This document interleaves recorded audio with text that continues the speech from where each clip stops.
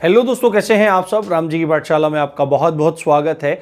हम लोग संज्ञा पढ़ रहे थे। संज्ञा के बारे में हमने मूलभूत चीज़ों को पहले वाले लेक्चर में समझा और जो तीन प्रमुख हमारी मूल जो संज्ञाएं हैं, जिसमें हमारी व्यक्तिवाचक, जातिवाचक और भाववाचक संज्ञा, उनको हमने समझ करके स्पष्ट कर लिया। जैसा मैंने पहले भी आपको बताया था कि संज्ञा के मूलतः तीन ही भेद माने जाते हैं, जिसमें व्यक्ति, जाति और भाव हैं।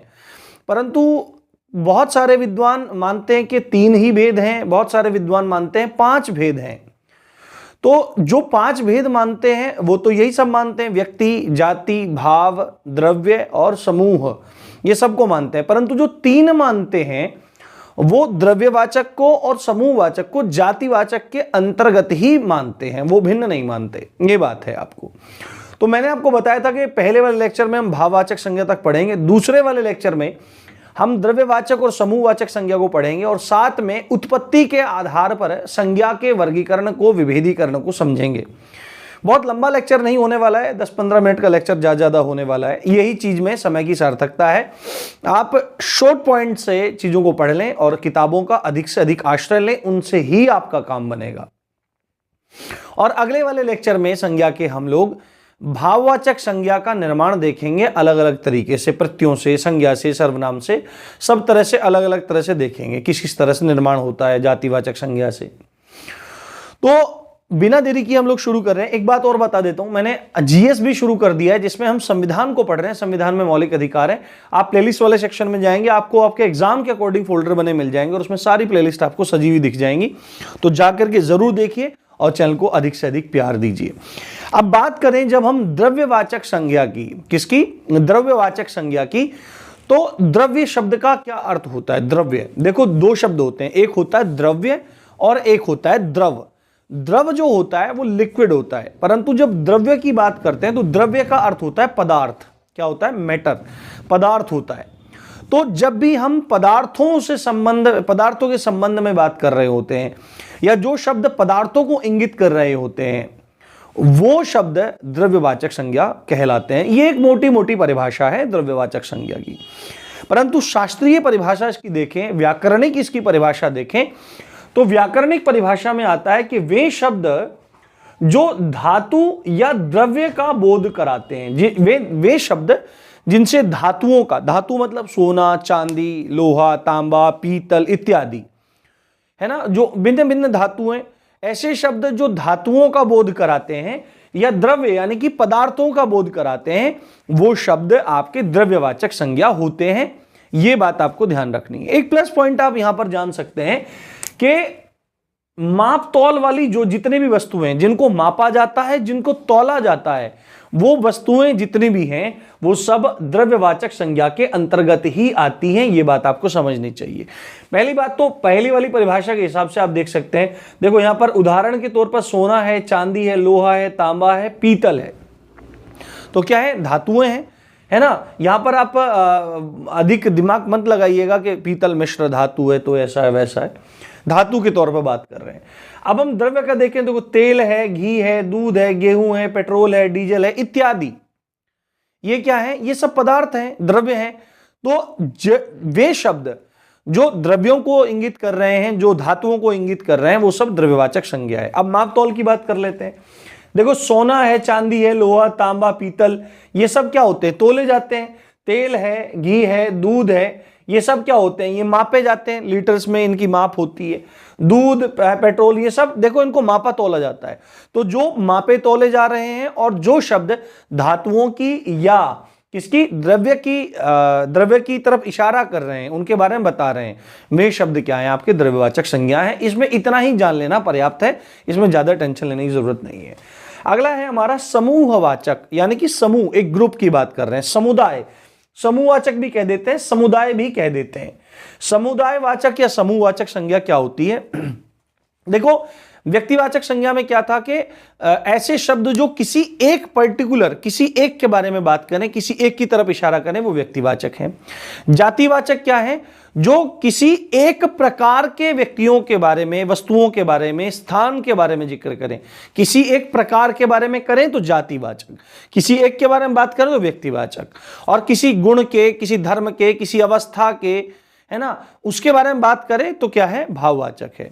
द्रव्य क्या है? धातुओं के या पदार्थों के बारे में इशारा करे तो द्रव्यवाचक, और यदि किसी एक की तरफ इशारा ना करके पूरे समूह की तरफ इशारा करे, किसी एक की तरफ इशारा ना करके पूरे ग्रुप की तरफ इशारा करे, पूरे ग्रुप को इंगित करे, पूरे ग्रुप को वर्णित करे, ऐसे शब्द समूहवाचक या समुदायवाचक संज्ञा कहलाते हैं। जैसे यहां पे देखिए शब्द क्या है कि किसी एक वस्तु या व्यक्ति का बोध ना कराता हो, है ना, किसी एक व्यक्ति या वस्तु का बोध ना कराते हो, उनके पूरे समूह या समुदाय का बोध जिससे होता है, ऐसे शब्द आपके समुदायवाचक या समूहवाचक संज्ञा कहलाते हैं। बात समझ में आई?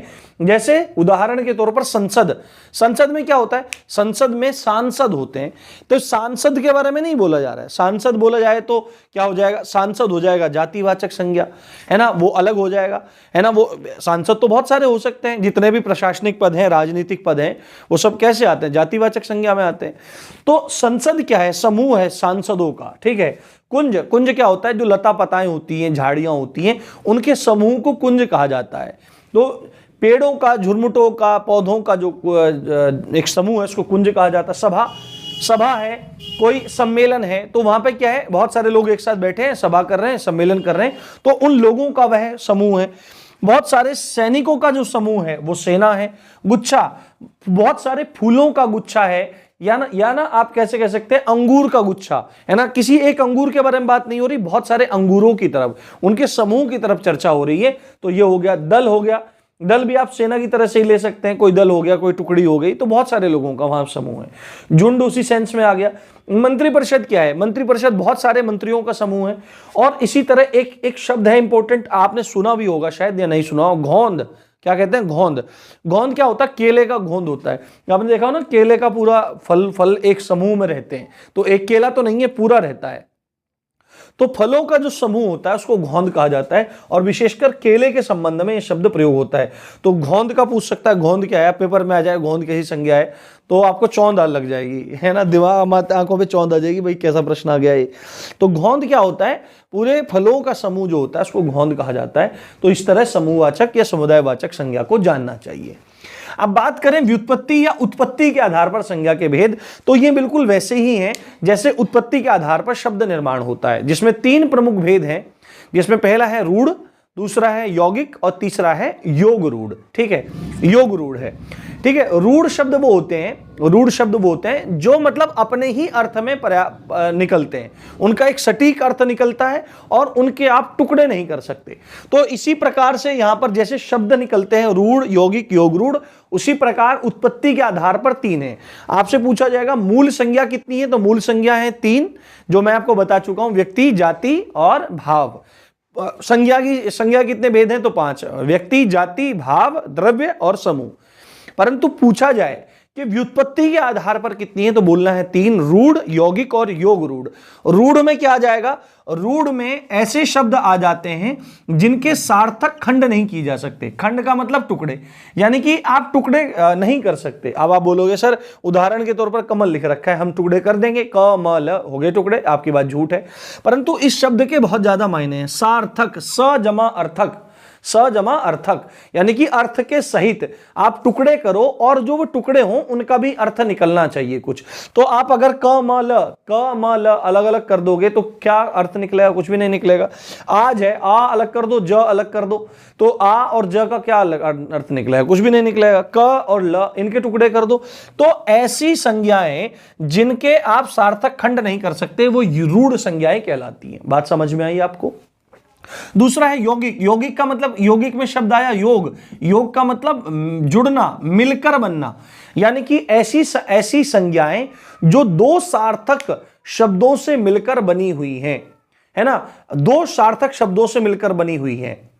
यानी कि अगर वो दो सार्थक शब्दों से मिलकर बनी हुई है तो आप उनके टुकड़े भी कर सकते हैं और उनके टुकड़े हो जाएंगे। आप ऐसे कहने लगो कि भाई ए है और बी है, इन दोनों को हमने मिला दिया तो क्या बन गया, ए बी बन गया। तो क्या हम फिर से अलग नहीं कर सकते? इनको बिल्कुल कर सकते हैं, ए और बी को अलग अलग कर देंगे। यानी दो सार्थक शब्दों से मिलकर बनी हुई यदि कोई संज्ञा है और यदि हम उसके सार्थक खंड करना चाहें तो हो जाएंगे। और आप इसका उदाहरण यहां पर देख सकते हैं। क्या यहां पर एक बार देखते हैं, सार्थक खंड कर सकते हैं जिनसे भिन्न शब्द बनाए, फिर भिन्न शब्द भी बनाया जा सकता है, कोई दिक्कत नहीं है। जैसे आप उदाहरण के तौर पर समझो, जैसे लिखा हुआ है पन घट, पन घट, तो पन घट में क्या है आपका, पन और घट दो शब्द हो गए तो इनसे निकल जाएगा। जैसे धर्म और शाला है ना, धर्म अलग है, शाला अलग है। शाला क्या होता है, एक स्थान होता है ना, शाला क्या होता है, एक स्थान होता है किसी भी संदर्भ में जहां पर प्रयुक्त हो सकता है। धर्म अलग शब्द है, शाला अलग शब्द है। धर्म और शाला को मिला है तो यौगिक एक संज्ञा बन गई। पर आप यदि धर्मशाला को तोड़ना चाहें तो तोड़ सकते हैं, फिर भी धर्म और शाला अपने अलग अलग अर्थ देगा। तो यौगिक संज्ञा क्या है, जो दो सार्थक शब्दों से मिलकर बनी हुई है और जिनको तोड़ करके भी आप दोबारा से उनको वैसे ही स्थिति में ला सकते हैं, उनको यौगिक संज्ञा कहा जाता है। अब यहां पर जो तीसरी संज्ञा है, ये देखो क्या लिखा हुआ है यहां पर लिखा हुआ है योग रूढ़, यानी कि इसमें यौगिक और रूढ़ दोनों हैं, इसमें यौगिक और रूढ़ दोनों हैं। तो मुख्य बात अगर की जाए, योग रूढ़ संज्ञा या शब्द की जब भी बात आती है तो बहुब्रीही समास वाले जितने भी उदाहरण हैं वो सब इसमें आ जाते हैं। क्योंकि योग रूढ़ की बात होती है तो आपको समझ लेना है कि वहां पर कोई ऐसा शब्द है या दो ऐसे सार्थक शब्दों से मिलकर वो शब्द या वह संज्ञा बनी हुई है जो अपने अर्थ को छोड़कर तीसरे अर्थ की तरफ इशारा करेगी या किसी विशेष अर्थ की तरफ इशारा करने वाली है। जैसे योग रूढ़ संज्ञा में वो शब्द आते हैं जो मूलतः तो यौगिक होते हैं, है ना, परंतु वह अपने अर्थ में रूढ़ होते हैं। क्या होते हैं? अपने अर्थ में रूढ़ होते हैं, बिल्कुल। जैसे आप देखो यहां पर क्या, जैसे लिखा हुआ है लंबोदर, तो यौगिक है लंब जमा उदर, है ना, लंब जमा उदर, यानी कि अगर इसका अर्थ निकालेंगे तो बड़ा पेट, पर लंबोदर का अर्थ कभी भी बड़ा पेट नहीं निकलता। पहली बात तो योग रूढ़ क्या है, यौगिक भी है, यानी लंब उदर दोनों सार्थक शब्द हैं, उनके मिलान से, उनके योग से शब्द बना है। परंतु रूढ़ क्यों है? क्योंकि रूढ़ का मतलब एक ये भी है कि उसका कोई एक नियत, एक अर्थ सधा हुआ है, बना हुआ है रूढ़ी के तौर पर। जैसे कमल है तो कमल का मतलब एक फूल ही है, उसके अलावा और कुछ भी वहां पर नहीं हो सकता। इसी प्रकार जो योग रूढ़ संज्ञा है वो यौगिक भी है, रूढ़ भी है। यौगिक क्यों है? क्योंकि दो सार्थक शब्दों से मिलकर बन रही है। और रूढ़ क्यों है? क्योंकि अपना अर्थ छोड़ते हुए जिस अर्थ की ओर इशारा कर रहे हैं उसी अर्थ पर अटल हैं, स्थिर हैं, रूढ़ी से पटे पड़े हैं, तो इसलिए वो रूढ़ शब्द वहां पर है। जैसे लंबोदर है तो लंब जमा उदर, तो इसकी वजह से तो यौगिक हो गया, सार्थक शब्द है, परंतु इनका जो अर्थ निकल रहा है वो लंबा पेट नहीं निकल रहा है। लंबोदर का मतलब गणपति से निकल रहा है, भगवान गणेश से निकल रहा है। चतुर प्लस आनंद मतलब चार जमा आनंद, चतुर प्लस आनंद, तो चतुर मतलब चार, आनंद मतलब मुख, तो चार मुख इसका अर्थ होना चाहिए था, परंतु चार मुख इसका अर्थ ना होकर के ब्रह्मा जी इसका अर्थ हुआ। जैसे चक्र पाणी, तो चक्र पाणी, चक्र का मतलब एक अस्त्र हुआ, पाणी मतलब हाथ, तो मतलब चक्र और हाथ, ये इसका अर्थ होना चाहिए था, परंतु चक्र पाणी अपने अपने अर्थ को छोड़ करके दोनों शब्द किसी तीसरे शब्द की, किसी तीसरे अर्थ की ओर इशारा कर रहे हैं। चक्रपाणी कौन है? हाथ में है चक्र जिनके, वो कौन है? विष्णु है, कृष्ण है, नारायण है, आप किसी तरह से उनका नाम ले सकते हैं। तो इस तरह से आपकी योग रूढ़ संज्ञा हो जाती है। तो उम्मीद करता हूं छोटा सा लेक्चर है, पसंद आया होगा। अब कल के लेक्चर में पहले देखो रूटीन पे चीजें आ रही हैं धीरे धीरे, आप लोग पढ़ते रहिए, मैं आपको पढ़ाता रहूँगा। अब कोई भी मतलब प्रयास तो करे ना हूँ, पर दिल टूटता है कि जब आप लोग मतलब मैं मेहनत करके लेक्चर बनाता हूँ, आप लोग देखते नहीं हो, तो बाद में देखते हो तो पैसा लेकर के भी इतना अच्छा कंटेंट नहीं मिलने वाला दोस्त, मैं गारंटी दे रहा हूँ।